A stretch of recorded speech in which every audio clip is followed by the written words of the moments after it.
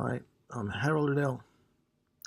I just had another altercation with the stalkers of the crime syndicate, the Hoffman, Moritz, Pincus crime syndicate. There's written evidence with the Securities and Exchange Commission that in 2015-2016, Michael Moritz, the chair of Sequoia Capital Operations, he funded this crime syndicate with money and people, doing pretty much similar things that they do now. And it has since 2006 carried out crimes for the benefit of Reid Hoffman, the founder of LinkedIn Corporation, the seed funding to Zynga Inc., and currently a board member with Microsoft Corporation. Mark Pincus is, of course, the chair of Zynga Inc. And from September, so this has been operating since 2006, and September 2014 was the first time I was threatened with large white pit bulls, similar to the logo of Zynga. And that stopped in, I believe, August last year, when they did the same thing here at a completely different location several years later. They threatened me with a large dog, and I managed to get the San Francisco Police Department interested in that. So today they have had a couple of blacks. So I live in a building with Filipinos. No blacks live here.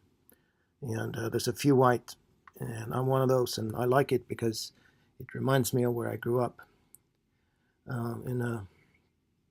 So they've had a bunch of stalkers that have been Filipinos, and they're typically not violent.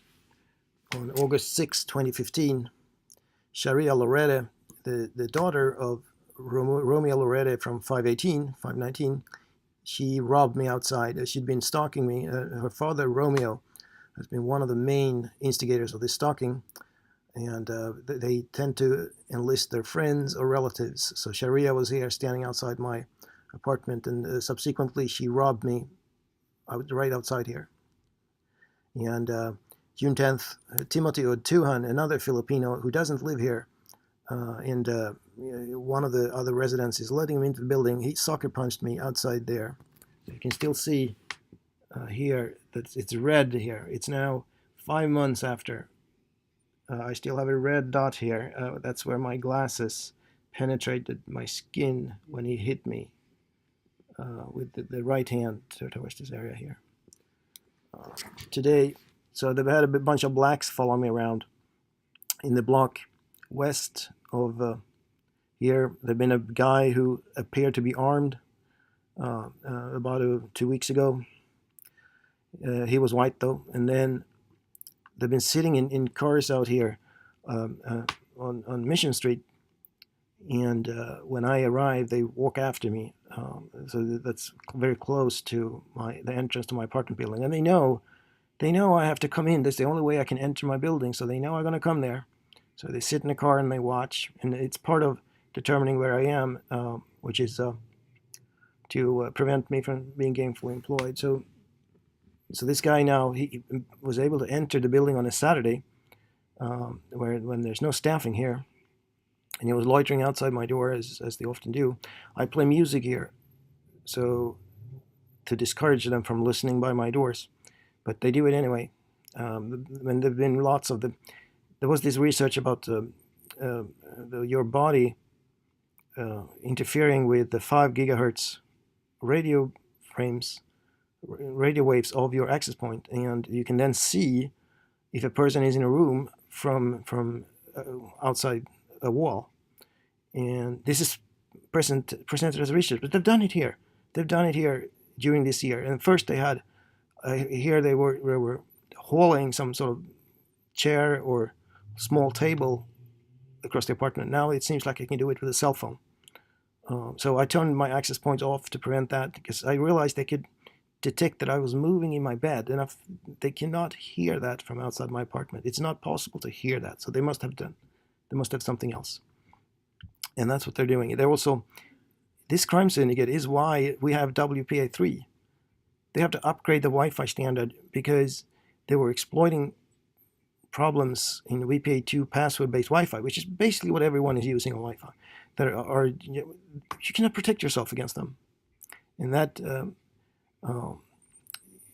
you know, that's how advanced these people are. So they first used 3 Indian students living in W910 on 888 O'Farrell Street. That was in 2013, 2014, as hackers. And then they had a Russian-speaking guy moving into W905, and he was attacking my Androids. And that's also how the FBI has been found. They've been attacking my access points, and I'm pretty good at detecting when they're in there. So I could tell the FBI that this is not safe. They can go right into this guy. And next thing I know, we have crack, which is where you can immediately crack a password, or reasonably fast crack a password. And I had to, Google took took a year for Google to fix Android 7. They can crack Android within minutes if they can authenticate on the same network using WPA2. So don't use Android Wi-Fi if you're on less than Android 8. It's not safe.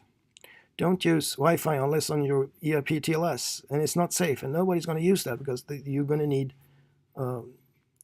certificates on both sides. Yeah. And okay, so they attacked me with a virus. So they follow me to the grocery store, and then they spray me with some sort of virus, and I get sick for 2 weeks.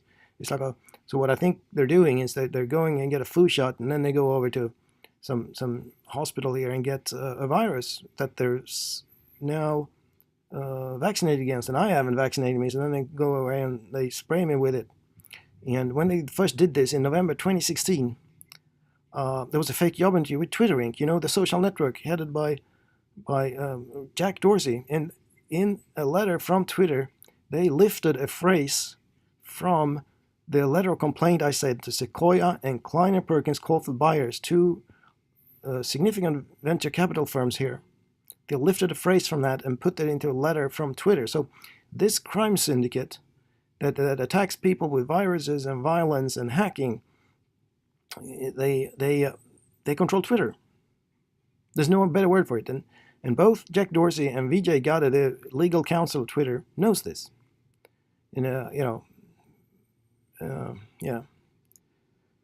So anyway, so this guy today is a black, and he got into the building, and I go out, and then so he didn't actually hit me. I fell as I was trying to escape from him, because when I encountered him, he started running after me, and these blacks, they're slim and they're fit, and they ran faster than I do, and and when they catch up with me, that could end in my death. Luckily, there was a San Francisco police car right there, but the damage was already done. But I could sit there safely, and I wasn't able to to walk right after, so I could sit there with the police officers for a while, for once feeling safe, and because they pay people to harass me 24/7. I mean, this has been going on since there was a fake job interview with a company called Voxer Inc., and the person that carried out that interview was Stephanie Chung, a former Zynga employee. After that interview, they followed me home in a vehicle pursuit. Since then, about a month later, November 17th, so this was October 19th, November 17th, 2013, they started burglarizing my apartment. And that continued until October 10th, 2014, when they cut the power to several blocks in the Civic Center part of San Francisco. This is just north of City Hall. They cut the power so they could defuse my alarm system and break into my apartment.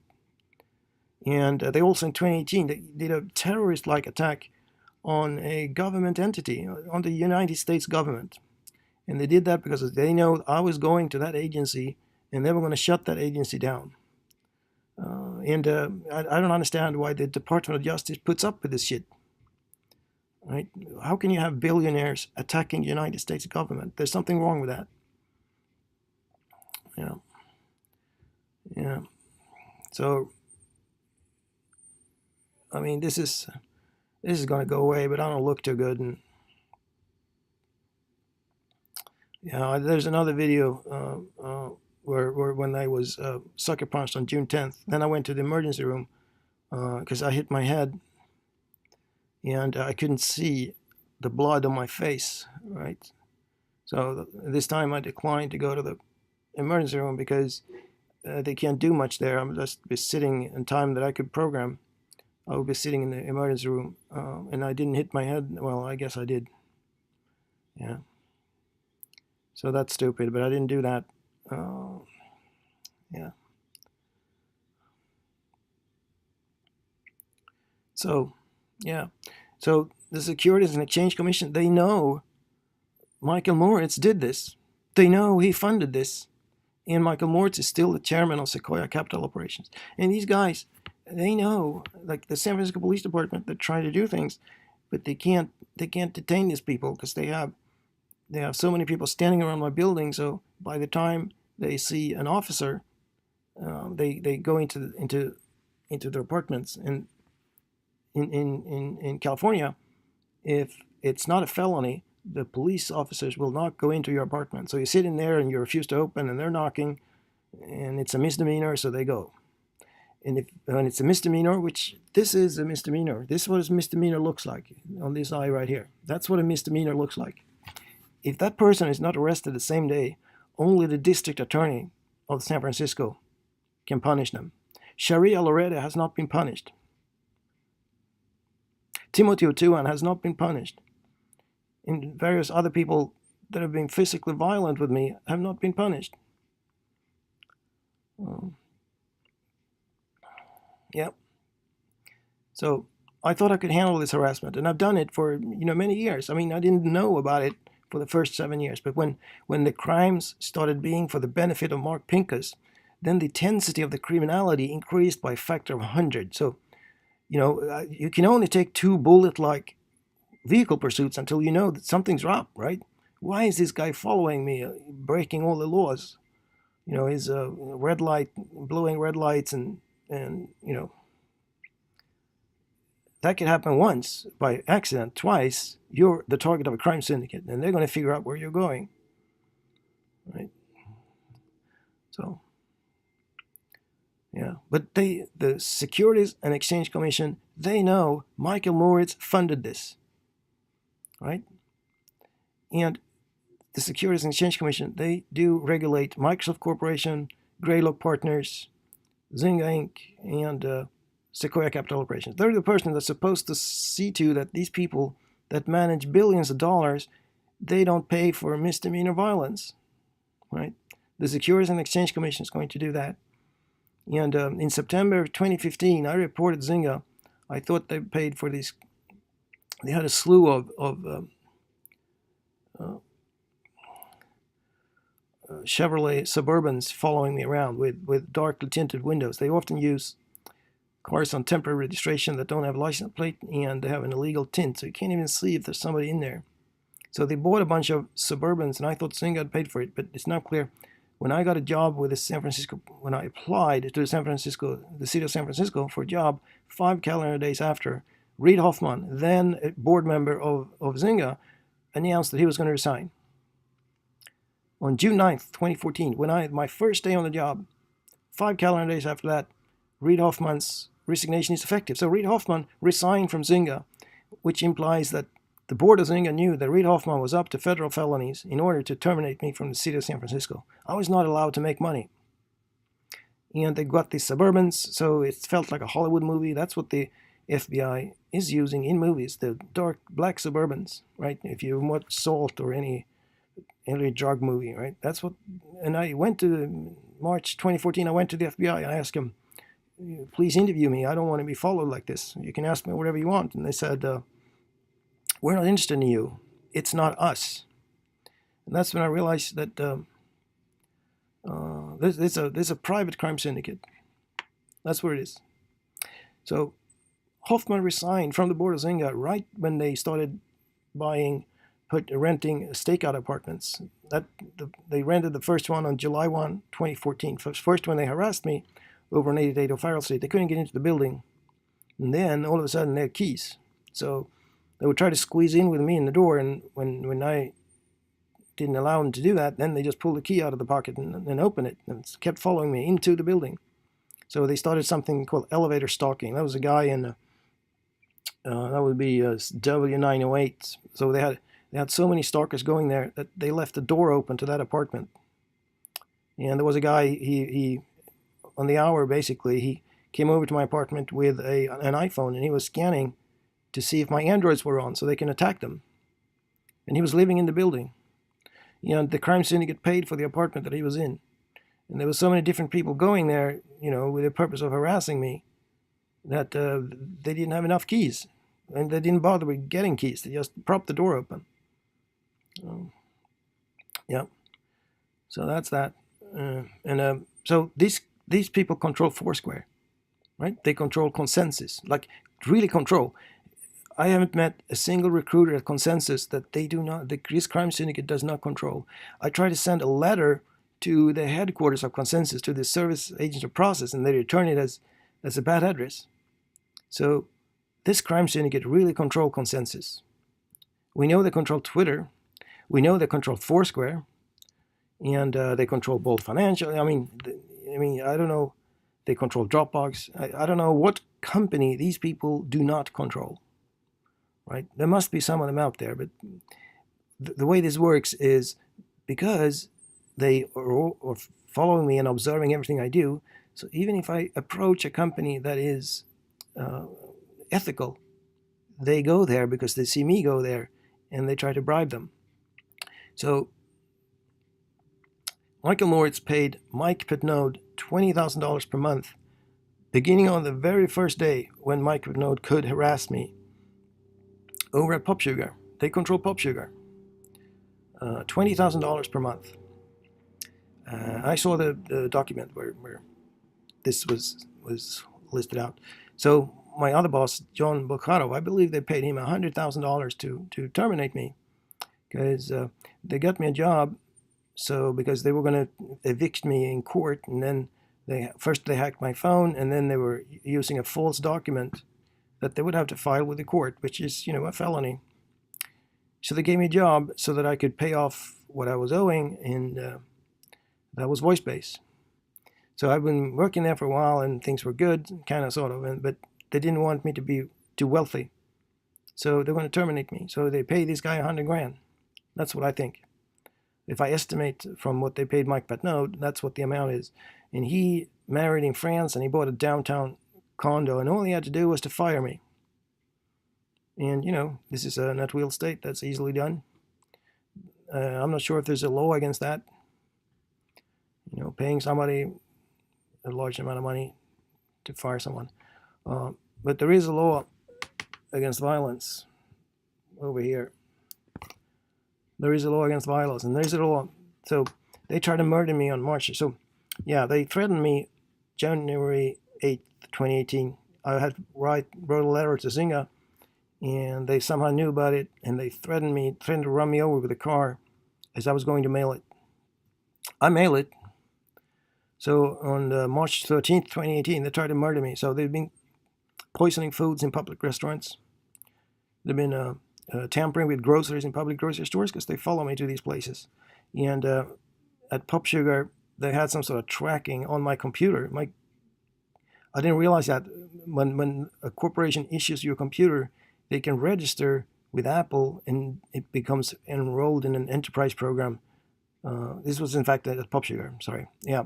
They enroll in an enterprise program, and your employer can track you whenever that computer is connected. And that can be used to poison the food in the restaurants where you're going. And it was used. And this was paid for by Michael Moritz. And it's a 5-year felony. Oh yeah, they control Docker. They poison me inside Docker headquarters.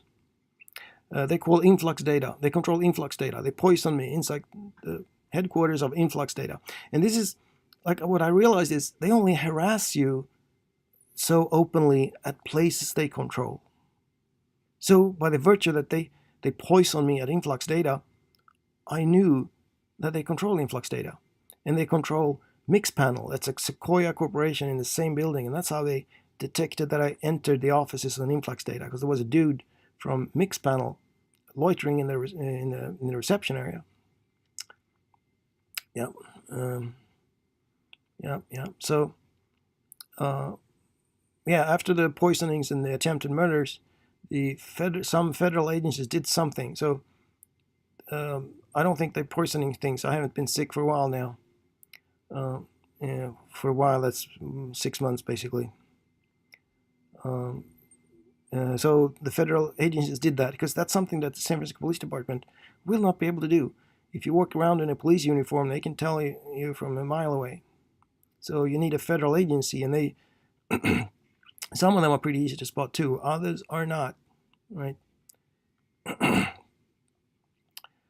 Oh yeah, but because attempted murder, that means this is a RICO Act. It's like the Gambino crime family.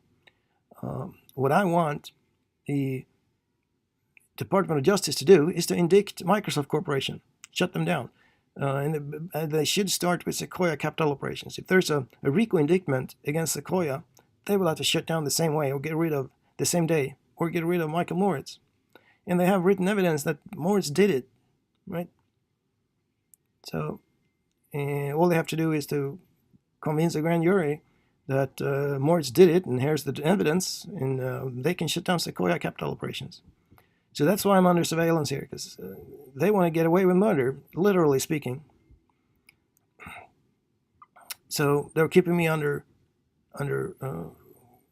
complete surveillance. So what they're trying to do is they're trying to destroy evidence here. They want to get to my possessions. They want to get to my cloud servers. So they control the apartment above here. They caused a water leak. Just turn the water on. And they came here posing as plumbers because they wanted to get into my apartment and see what was going on. Where's the server kind of thing. Yeah. So this is what these people do. They control your internet provider, so you have to encrypt everything. And they stand outside the door inside of your apartment, which is trespassing. And they've done that. So this is Spencer Michelino here. Is the son of 415 Eduardo Michelino. He's been doing that. And the same guy that was at the second poisoning over on Safety on Jackson Street, he was here outside entering a car that was driven by Spencer Michelino. And Spencer Michelino, he doesn't actually live here anymore. He probably grew up here maybe. But they divorced and he moved over to De La City or something. But he still comes here because they pay him to harass me or carry out surveillance. So he was sitting up in his apartment. Sometimes he doesn't even enter the apartment. He stands in the hallway. And he's waiting for me to arrive so they know that I got into my apartment. And this particular day, I have that on video. Michelino went down when I arrived. And then he had his girlfriend sitting in a car right outside. So he entered that car. And then this guy came who's been part of practically all the criminal activities of Spencer Michelino. He's a bald guy, Filipino, pretty fat, probably out of De La City. So he came here, for example, with he drove Spencer's female cousins here so they could stand in the hallway and claim that I had harassed them, so she'd be evicted. That's what that guy did. And he's been seen 3 times next to my vehicle. That is, the crime scene is vandalized 14 times. So what they do, if they can't succeed in something they're trying to do, they're trying to break down my door or something, and that doesn't go their way, then they go to my vehicle and they beat it up a little bit. They done that at least 14 times. It's hard not to tell if this vehicle is further damaged. Yeah. So Spencer Michelino did that. The crime guy showed up, and he'd been standing in the street outside. That's why I didn't see him. So they watched the street outside so they get an early warning of me entering, right? So then the persons that are inside the building can then leave. Like August 13th, 2018, when I carried out a citizen's arrest of Timothy Oduan, I placed a call to the San Francisco Police Department from the garbage room on the 3rd floor because I didn't want to go back to my apartment because I know they watch it. So, and I didn't want Oduan to leave because this time the police department been in 4 times and couldn't detain him.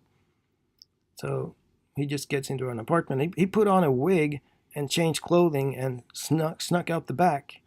And the 303 Raul Boniface is the guy who's helping him to do that. He's organizing much of the stalking over here. He's also the janitor for Meridian Management Group.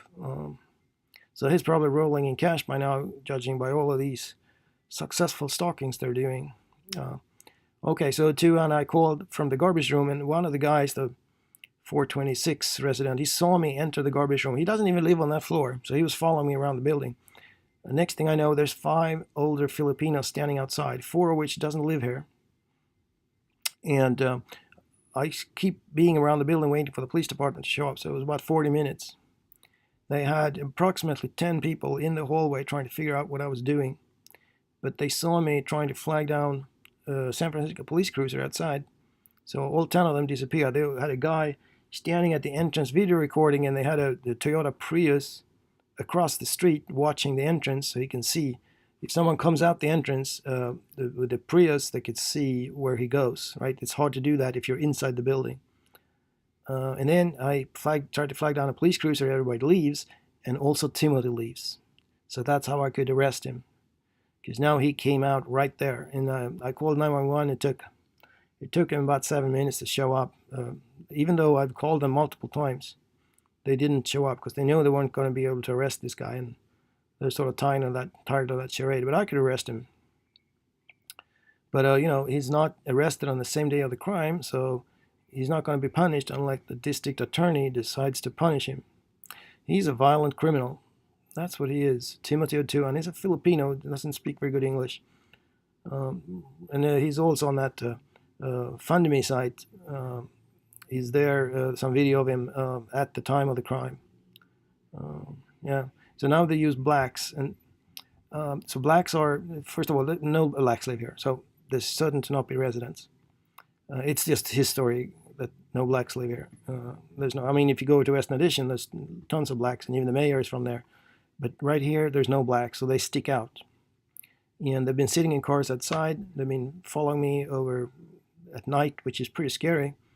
And so they sit in the cars and they come out just like when you're going to shoot somebody in a Hollywood movie. That's what they're doing. And this today, Saturday, November 24th, he's inside the building, outside my door. So he comes up the elevator. They notice that I'm making movement inside of my apartment. So then they come up to listen by the door and see if I'm exiting, right? Because if I'm, starts pulling up a zipper or moving around or having a shower, that means I might be leaving soon. So then they want to stand outside to see me leaving. So they know for a fact that I'm leaving. So that's what this guy was doing. But so the other blacks, they've not entered the apartment. They've been standing at the entrance, but they've not entered, and they've been following me at night. And I think it's actually, not all of them are the same guy, but I don't have a good look at them. I have lots of video and license plates. Yeah, but yeah, it's criminal trespassing to come in. But of course, he's going to claim that he was visiting, say Eduardo McLean or somebody else who actually lives there and gets paid to harass me. But that doesn't allow that black person to loiter in the hallway. Not even residents can loiter in the hallway. So the problem here is my landlord fails to keep the security in the building, and this is the result, right? Misdemeanor violence. And they didn't get arrested, or they're probably not going to get arrested for the last 8 hours today. So he's going to get away with it unless the district attorney decides that this guy is worth to prosecute. Yeah, welcome to my world. And this is not the first time. If you look at so there's video of the robbery, there's video of the sucker punch on June 10th, also bloody. I've been bitten by the dogs, the Zynga dogs, twice. And they successfully poisoned me with the virus twice. They poisoned me in other situations, so restaurants and corporations about a dozen times maybe. So some of these activities have stopped because some federal agency did something finally. They've been knowing about this. So the FBI has been knowing about these crime syndicates since 2014, and this Gambino-like crime syndicate is still alive and active, and Michael Moritz is still the chair of Sequoia Capital Operations, right? So in May, Mark Pincus announced that he was reducing the voting value of his shares. And this is because in January I sent Zynga a letter saying, you have a new board now. These are the crimes that Zynga has been engaged in. And it seems like Pincus is behind it, or the crimes are for the benefit of Mark Pincus. That's strange. And May, he reduced his voting rights. They're going to get rid of him. So next year he's not going to have any votes, and they're going to get rid of him. He hasn't been an asset to that company for at least 10 years. He's incomprehensibly incompetent. Of course he could get the company off the ground, but as soon as it grows beyond 30 people, he's not competent to run it. So he hasn't been an asset to that company for 10 years. And the same applies to all these three people. They're not highly competent. If you look at Larry Page, right, he knows something about search. These guys don't. All they have is money and know how to behave, how to use it, and how to be the beneficiary of violent crime. They know how to do that. And this is how a victim of violence look like, right? That's what it looks like if you decide to work for one of these people. And 10 years ago, they're going to come after you and they're going to beat you up. That's what they're going to do. So in this case, they were only threatening to beat me up, and in my attempts to get away, I hurt myself. But as far as I know, the law, well, it's only a misdemeanor, of course, but if you rob a bank and somebody gets shot by some other person, you're still responsible for that crime. So I'm not sure if it's similar here, but he was committing a crime during which I was hurt. And luckily, the police department was there, so he didn't have the chance to carry out violence. And I'm not sure what would happen if there wouldn't have been a police car there. I can tell you that much, because these guys, I think they can beat me up. And they're criminals. They could be carrying weapons, and they haven't really used weapons other than large dogs, because that's immediately a felony. Like so I reported this VPA vulnerability, and they were hacking about it, and they attacked me over by Moscone Center. They attacked me with an open hand. Doesn't leave a mark. So they wanted to physically, violently attack me without having a mark. So when the San Francisco Police Department shows up, I don't have a black eye like I have now, right? So that's what they did then. But that didn't stop me from reporting them for crimes. So they're just not holding back like that. Now it's real violence. And I could have gone on June 10th. I could have gone blind. I was reading about somebody else sucker punched in a similar situation, and she went blind on her eye. And that's what Timothy Oduang could have done, and that's for the benefit of Michael Moritz. My blindness would be for the benefit of Michael Moritz, Reid Hoffman, and Mark Pincus, and all the companies they control. I could list a large number of companies here, but yeah, I probably will at some point. Thank you for listening, and hire me.